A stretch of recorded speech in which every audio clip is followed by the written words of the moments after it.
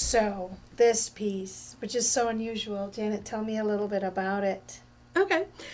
I love this piece, and part of the reason I love this piece so much is because I love the artist that made it, and she has a really great story.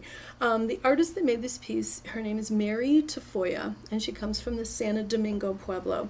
Santo Domingo is a very traditional pueblo right outside of Santa Fe, and people at Santo Domingo are really known as the bead makers or the Mosaic, the creators of Mosaic.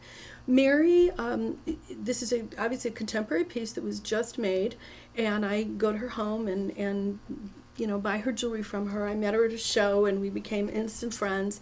And what I love about her work is that it's reminiscent of a historic type of Santo Domingo jewelry that has a great story. During the Depression at Santo Domingo and all over the Southwest, really, it was very difficult for artisans to get materials.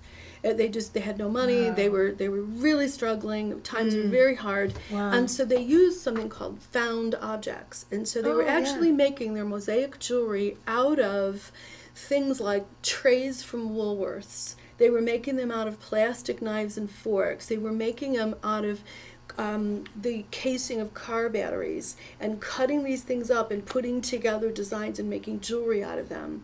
Most notably, they were making what's called the Thunderbird necklace.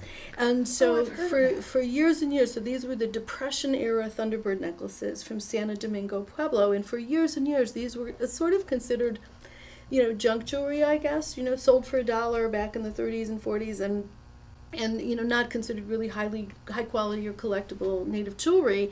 And then the Wheelwright Museum in Santa Fe put together a collection, an exhibit of the old Santo Domingo T-bird necklaces, and it just created a revival and a real pride amongst the Santo Domingo people, because you have to understand, a lot of the artists, like Mary, for instance, as an example, she saw her mother during this era making these pieces of jewelry and struggling and cutting up these smelly car batteries and just sitting on the road and trying to sell the necklace for $1. And so Mary's commitment to making her jewelry has a lot to do with just giving a nod to her mom and to that whole era of the mosaic jewelry. And so her work is very much a revival of that. Tell me a little bit about the process. Sure. I see you said that under here is serpentine. She uses serpentine as her base, and then she cuts all the different stones on top are all hand cut stone. We have turquoise, we have different agates, spongy apple coral. The brown is pipestone, spiny oyster shell, labradorite, and then these are shells. The spirals are actually a cross cut of a section of shell. And then the black is like an adhesive that she uses to hold it all together. And every single one of Mary's pieces is completely unique and different.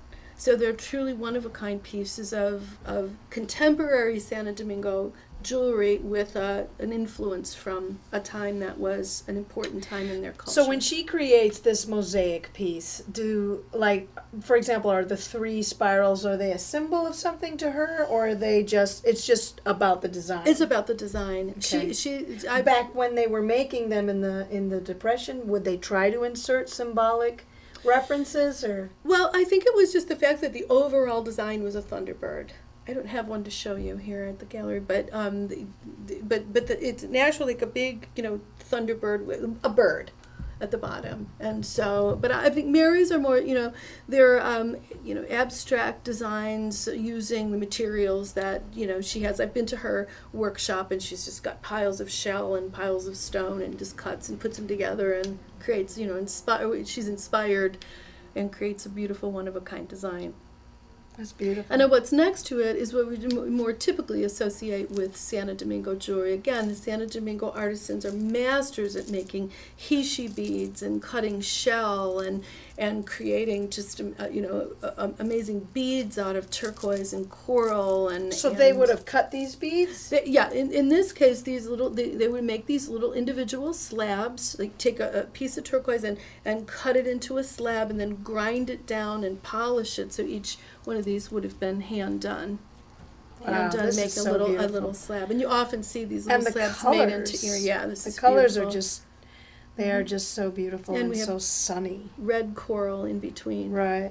Can they get red coral still? Yeah, I mean, much of the materials that the native people use today come from the supply houses, the Indian jewelry supply places all over the reservation. You can walk into trading posts, and they sell materials to the artisans. But I thought that maybe that there was a depletion of red coral, that it's hard to find now. It is my understanding that the deep dark red coral Right. from the Mediterranean is much harder to find. Oh, okay. To my knowledge, it's still available, but it's a lot more expensive. It's harder to find, which is one of the reasons you have to be a little bit careful with coral, because as I understand, a lot of the coral that's coming on the market has been dyed a dark red. So it's kind of a buyer beware situation. This is a vintage piece. This is an older piece.